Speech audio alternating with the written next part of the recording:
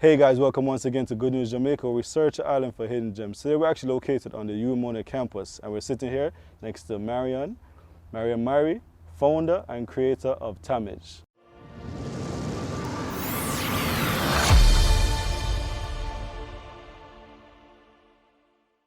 How are you doing today? I'm very well, thanks. Very grateful to be in this spot. And thank you for taking the time out to come and actually speak with us. So give us an idea, what does the acronym stand for, Tamage?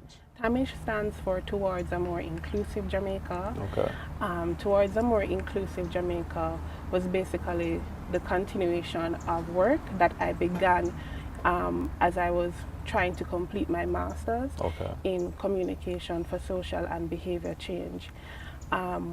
While I was doing the data collection component of my research, as I heard the stories from the persons, and by the way, my research was on media and disability. Okay. So the target population was disabled persons. And as I was doing it and I was interacting with the respondents to the research, the stories that were coming through, I realized that the parameters of my research was not sufficient to really assist this demographic. And as I was doing those interviews and I was, talking to the people, hearing the stories, I began to think, well, maybe I could put some of my journalistic experience and skills to use to, assist the community further. And so I think I got some confirmation from the universe when my supervisor, that's Dr. Anthea Henderson, actually spoke with me after I had actually finished the paper, handed it in, and I was awaiting the grade, and she said to me, well, perhaps you could do a number of things with this research, seeing as though it was the first of its kind to be done for the Jamaican context. So maybe you might want to, present some of the things that were coming through on a more public platform. And that was where the idea for a documentary came from, and that was where even, the title came from, Towards a More Inclusive Jamaica. So guys, this documentary was not selected by one, not two, but by 3 councils, right? So Paris, London, and California. So tell us a little bit more about that. Okay, so as I was completing this documentary project, because it was a project initially before it became an actual non-right. So, you have to wear a lot of hats. And so it was while I was doing it, I began to have more of an appreciation for what these outfits, these stations that had these different departments would do to create these shows that we know and love, right? And so it was when I was at the distribution phase of Towards a More Inclusive Jamaica, I had already shot it, written it, edited it, and now I had a product that needed to be shown publicly. And so it was at that stage that I decided, I just was researching, where I could put this documentary, where are the different outlets. And I discovered this film festival that was really targeted at, not advanced filmmakers, not people who are in the industry. Well, people who have been in amateurs, the industry, but indies really. And so I decided to enter it, not thinking anything of it, because I actually just entered it and then forgot it. And then I got the email and I was like, wow. The universe, man. Yeah, and so I entered it, and then I said to myself, well, don't feel bad if they don't select you, because this is your first documentary project. So just happily, and they actually selected it, which I was very happy about. That selection actually led to a lot of interest locally in actually viewing the documentary, which had not been there before. So which is a common thing that we ourselves have to work on locally, because at the end of the day we have to appreciate our creators, and we have to appreciate what individuals are doing locally before outsiders come and appreciate that, for us to show interest in it. So I definitely applaud you for taking the stance to actually doing what you're actually doing. So how has the reception been for those the documentary is actually catered to? Like how do they feel about the documentary? As in the community, yes. The disability community? Well, initially when I was actually shooting the documentary, I got a lot of positive feedback, even from people who were participating as interviewees.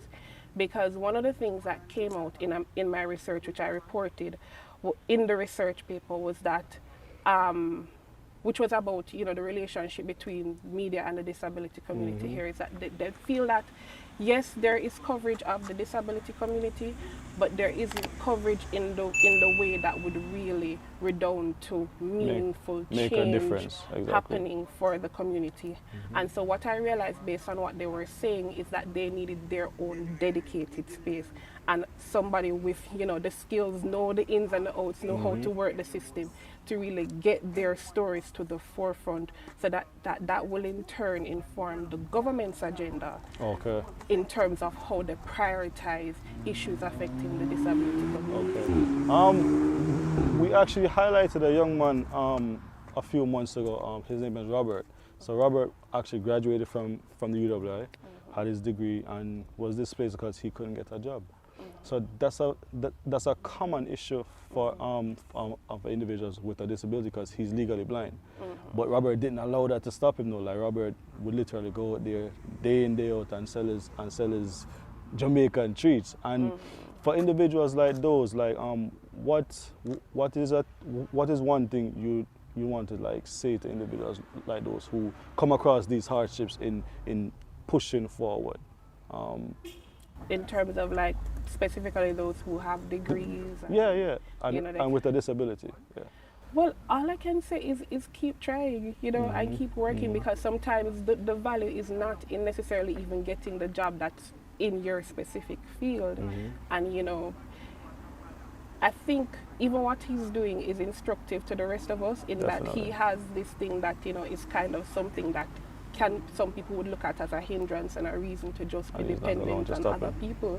But he is using it, you know, to not only support himself, he's supporting himself, but he's not like necessarily depending on other people. Exactly.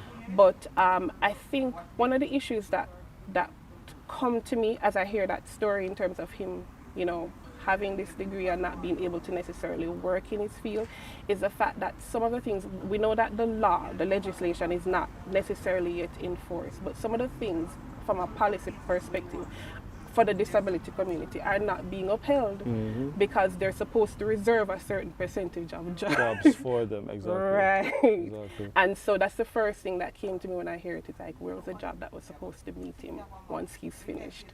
You know. All right, so you also mentioned that you're a founder for a nonprofit. So how is that coming along right now? Okay, so when I decided to register Tamish as a nonprofit, it was basically to facilitate the documentary moving forward. When I released it, I was inundated with a lot of different feedback. People saying, you know, this is good. The community saying we've been wanting something like this for a long time, wherein the stories would be told in the way that they needed them to be told, and not really, you know, like farmed and fashioned to how, you know, it wouldn't offend. To pretty it up, yeah. Right. Exactly. And so I got a lot of feedback from, you know, the disability community, from people just commending that it's a good idea, and also, and I think this one I was really humbled by a mother. Well, I remember when it was to be aired on TVJ. And so what I had done was I blocked the master documentary on YouTube for a little while. And her mother reached out to me, and she was almost frantic. I could feel the franticness in the text. It was over Facebook. She was saying that her daughter had used my documentary for her SBA, school-based assessment. And I was like, so this is really making an impact. And she was asking, you know, what can she do because she's here and she's frantic. And I said, well, don't worry. So I gave her a private link. And then I said, once, you know, Disability Day had passed and it had aired on the channel, it aired on TVJ twice. Once first 8:30 on the 2nd, and then the following day. It was also aired on NCU TV. It was aired on Business Access TV. And as I said, because I kind of went off with that, it's okay. It's okay. I was very humbled by that a student actually thought my work was good enough for her to write her you know, assessment on it. So that to me says that it's really making the impact where I want it, because it's really the young people that you want to start changing their mind about how they look at people with disabilities and disability. So I was very happy about that. Okay, all right. So what would you say is next? Like, what's next for you? Well, as I said, well, I don't think I said that before. That's okay. Yeah, so in terms of moving forward, I'm realizing that if I'm to do more documentaries, I'm definitely going to need a lot of support. Okay. And I also need to build out a structure for it, which was why I registered it as a non-profit, because one of the things I learned while I was doing the distribution, this initial project got support, it got sponsorship, but I did things in not the regular way that you would with the local market. I went to the diaspora. Which makes sense. I had a couple, I had a connection, and I spoke to her and I gave her my idea, and she linked me with 2 companies that are based in the USA, but they do a lot of work in Jamaica and the wider Caribbean. And so I got sponsorship from Authentic Caribbean, which, you know, they do work in Jamaica, but they also, you know, do a lot of work in the other Caribbean islands. So it's not Authentic. Yeah. And so they supported me. That was how I got to be able to, you know, pay cameraman, editor, and all that. Because, you know, in as much as we act like we're good, we can't cover all the bases. If it's not for you, it's not for you. Yeah. Right. And so I kind of skipped over all of the steps that you'd have to go through in order to approach the Jamaican market. Because, you know, with the Jamaican companies now, it's a different speed. It's a hard market. Right. You'd have to have, you know, your sponsorship proposal and all of that. So instead of that, I was able to speak to them, you know, give them a concept note, you know, this is the budget I'm thinking of, and I got sponsorship that way for the first one. But then after that, no, this is where the learning curve occurred, is that I realized that I would have to first set up the structure. And so that is where registering came in. Okay. So that, because they said the companies would not give any support to an individual, it would have to be a company. They're not putting it in a personal account. All right. Yeah, so that's what I'm working on now, to try and build a structure so that I can, you know, really do some more of these documentaries. All right, cool. So where exactly can individuals find the documentary for viewing? They can find it on YouTube, at Towards a More Inclusive Jamaica on YouTube. Just type that in and it will come up. There's also a Facebook page in the same name, and I'm in the process of setting up an Instagram page for it as well. Okay, good stuff. And if individuals might want to get in contact with you, how is that possible? Okay, so I have an email address which is also on the YouTube page and the Facebook page. It's inclusiveja@gmail.com. All right, great. I just want to say, like, you're doing an awesome job, and just the fact of you taking the time out to highlight something that needs to be highlighted in order to make a difference, kudos to you. Thank you very, very much for taking the time out to come and speak with us today. Thank you for having me. Definitely appreciate it. And the universe is working in your favor. The universe is working in your favor, so just keep on doing great things. And thank you once more. All right? Okay, thank you so much. Have a blessed one. Same to you. All right, cool. Guys, thanks again for coming and taking in this awesome interview with Marion Myrie. Make sure you stay tuned for more great interviews and stay blessed. Peace.